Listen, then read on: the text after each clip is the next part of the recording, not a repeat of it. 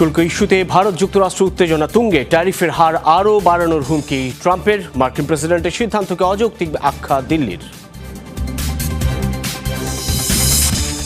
Israeli সেনাদের আত্মহত্যার প্রবণতা বাড়ছে। চলতি বছর 17 জন বেছে নিয়েছেন আত্মহননের পথ।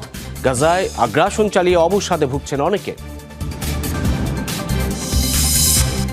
গৃহযুদ্ধে বিপর্যস্ত সুদানে ভয়াবহ আকার ধারণ করেছে দুর্ভিক্ষ, মহামারী। বাস্তুচ্যুত 1 কোটির বেশি মানুষ। খাদ্যাভাবে পাখির খাবার খাচ্ছেন অনেকে। শুল্ক ইস্যুতে তুঙ্গে পৌঁছেছে ভারত যুক্তরাষ্ট্র সম্পর্কের উত্তেজনা। রাশিয়ার কাছ থেকে তেল কেনার জন্য দেশটির ওপর ট্যারিফের হার আরও বাড়ানোর হুঁশিয়ারি দিয়েছেন মার্কিন প্রেসিডেন্ট ডোনাল্ড ট্রাম্প। দাবি, ইউক্রেনে যুদ্ধের তোয়াক্কা না করেই মস্কোর তেল বিক্রি করে মুনাফা কামাচ্ছে দিল্লি। ট্রাম্পের মন্তব্যকে অযৌক্তিক আখ্যা দিয়েছে মোদি প্রশাসন। জানিয়েছে, জাতীয় ও অর্থনৈতিক স্বার্থ রক্ষায় প্রয়োজনীয় সকল পদক্ষেপ নেবে দিল্লি।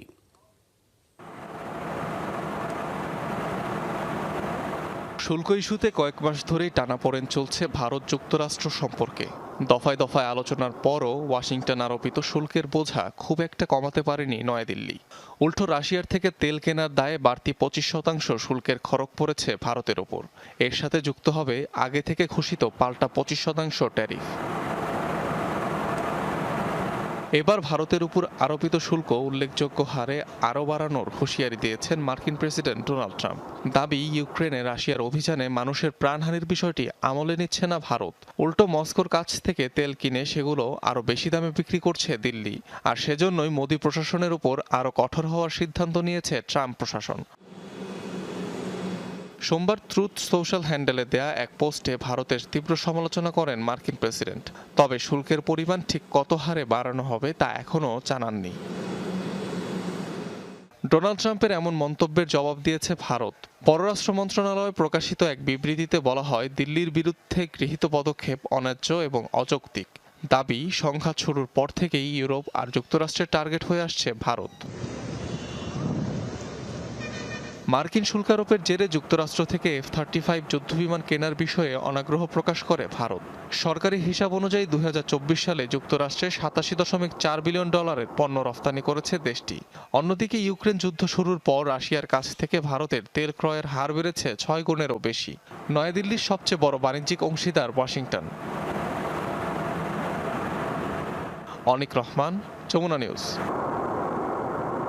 বেড়েই চলেছে ইসরায়েলি সেনাদের আত্মহত্যার প্রবণতা। চলতি বছর এ পর্যন্ত 17 জন রিজার্ভ সেনা বেছে নিয়েছে আত্মহননের পথ। মানসিক চিকিৎসা নিয়ে আইডিএফ সেনাদের লাইন হয়েছে দীর্ঘ। পরিসংখ্যানের হিসেবে বৃদ্ধির হার 1000%। আগ্রাসনে বিভৎসতায় ক্লান্ত বিধ্বস্ত সেনারা ভুগছে অবসাদে। জেরুজালেম পোস্টের এক্সক্লুসিভ প্রতিবেদনেই উঠে এসেছে এসব তথ্য। কোথাও পচা গলা লাশের গন্ধ, কোথাও মৃত্যুর অপেক্ষায় অভুক্ত মানুষ। খাবারের অভাবে কঙ্কালসার দেহ নিয়ে ধুকে ধুকে মরছে শিশুরা। মাইলের পর মাইল এলাকায় ইসরায়েলি তাণ্ডবের চিত্র।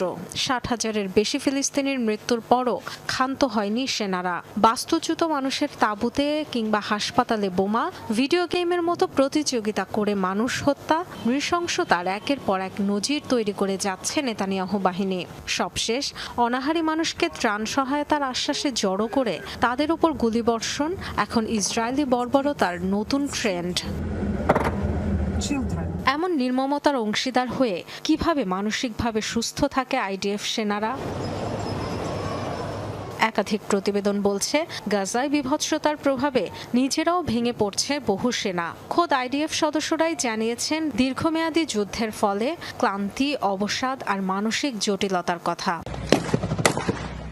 হত্যাযজ্ঞে অংশগ্রহণ, যুদ্ধের ময়দানে সহকর্মীর মৃত্যু, ফিলিস্তিনিদের দুর্দশা আর যুদ্ধের ভয়াবহতায় ট্রমার শিকার অনেক ইসরায়েলি সেনা। এবছর 17 সেনার আত্মহত্যার খবর পাওয়া গেছে।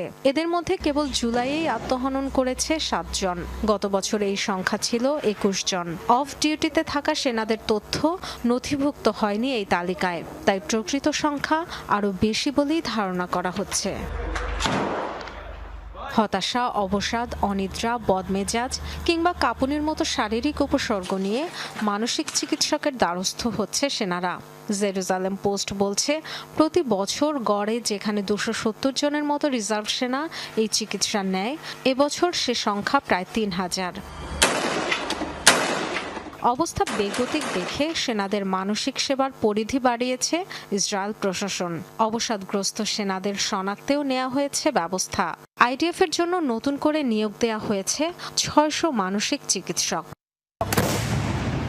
Dorothy Tasrin, Jamuna news.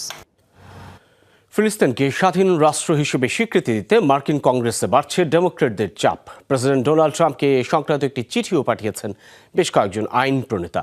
এই উদ্যোগের নেতৃত্ব দিচ্ছেন ক্যালিফোর্নিয়ার কংগ্রেসম্যান রো খান্না। ফিলিস্তিন রাষ্ট্রের স্বীকৃতির পক্ষে কংগ্রেসে দ্রুতই একটি প্রস্তাব উত্থাপনের পরিকল্পনা রয়েছে তাঁর। গাজায় 1.5 বছরেরও বেশি সময় ধরে চলমান আগ্রাসনে ইসরায়েলের মূল সহায়তাকারী যুক্তরাষ্ট্র। এবার সে দেশের পার্লামেন্টেই উঠেছে ফিলিস্তিনকে স্বাধীন রাষ্ট্রের আনুষ্ঠানিক স্বীকৃতি দেওয়ার দাবি। উদ্যোগী হয়েছেন 1 ডজনেরও বেশি ডেমোক্র্যাট আইন প্রণেতা। এ সংক্রান্ত একটি চিঠি প্রেসিডেন্ট ডোনাল্ড ট্রাম্পের হাতে পৌঁছে দিয়েছেন তারা। মার্কিন সংবাদ মাধ্যম অ্যাক্সিওসের এক প্রতিবেদনে উঠে এসেছে এ তথ্য। এ উদ্যোগের নেতৃত্বে ভারতীয় বংশোদ্ভূত ক্যালিফোর্নিয়ার কংগ্রেসম্যান রো খান্না। ট্রাম্পের কাছে পাঠানো চিঠিতে সই করেছেন চেলি পিংরি, নিডিয়া ভেলাস্কুয়েজ, জিম ম্যাকগভার্ন সহ বেশ কয়েকজন আইন প্রণেতা। ফিলিস্তিন রাষ্ট্রের স্বীকৃতির পক্ষে কংগ্রেসে একটি প্রস্তাব উত্থাপনের পরিকল্পনাও করছেন খান্না। গেল সপ্তাহে ট্রাম্পকে চিঠি দেওয়ার কথা ভাবেন এই আইন প্রণেতা। এতে অভূতপূর্ব সাড়া পান রো খান্না। একে একে এতে স্বাক্ষর করেন অন্তত 12 ডেমোক্র্যাট। আরব লীগের 2 রাষ্ট্রভিত্তিক পরিকল্পনার সাথে সামঞ্জস্য রেখেই উত্থাপন করা হয়েছে এ দাবি। ইসরায়েলকে একটি ইহুদি গণতান্ত্রিক রাষ্ট্র হিসেবে স্বীকৃতি দেওয়ার কথাও উল্লেখ আছে চিঠিতে। যুক্তরাষ্ট্র ছাড়াও অন্যান্য রাষ্ট্রের প্রতিও ফিলিস্তিনকে স্বীকৃতি দিতে আহ্বান জানিয়েছেন ডেমোক্র্যাট আইন প্রণেতারা।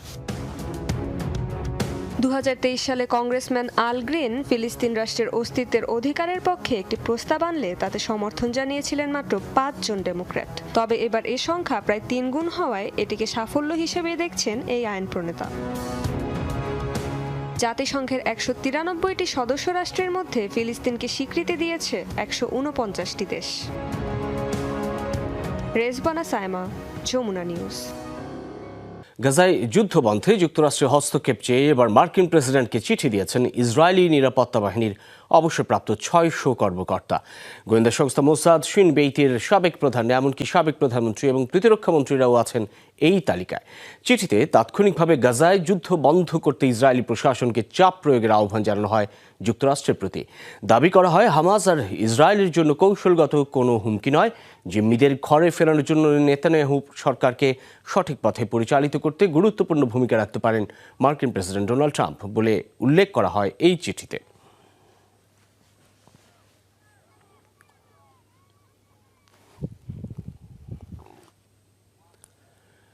গাজায় অব্যাহত ইসরায়েলি নারকীয়তা। ত্রাণ সংগ্রহ করতে গিয়ে আইডিএফের গুলিতে নির্মমভাবে প্রাণ হারালো আরও 36 ফিলিস্তিনি। উপত্যকা জুড়ে মোট মৃতের সংখ্যা দাঁড়িয়েছে অন্তত 74 জনে।